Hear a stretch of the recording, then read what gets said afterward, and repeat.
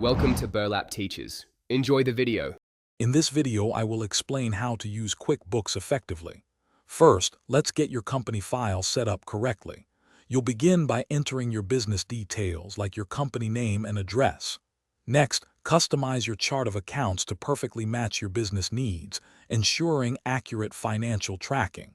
Don't forget to connect your bank and credit card accounts. This automates transaction imports, saving you valuable time. Finally, invite team members and assign appropriate user permissions for collaborative work. Now, let's dive into managing your money. Creating and sending professional invoices is simple, helping you get paid faster. When payments arrive, easily record them and apply them to the correct invoices.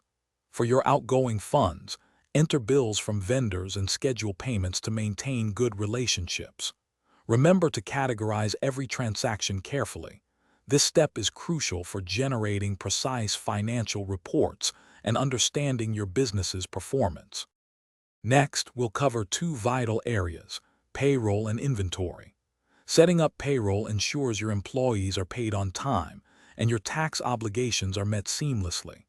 If you sell products, tracking inventory levels and costs is essential for managing stock efficiently.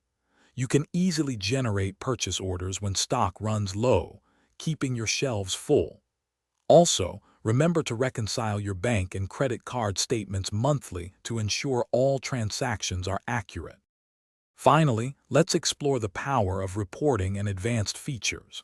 QuickBooks allows you to generate essential financial reports, such as your profit and loss statement and balance sheet, providing clear insights.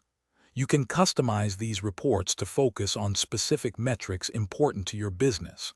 Utilize the budgeting tools to plan and monitor your financial goals effectively. Also, explore integrating with other business applications to expand QuickBooks functionality even further. Thanks for watching. Consider subscribing if this video helped you.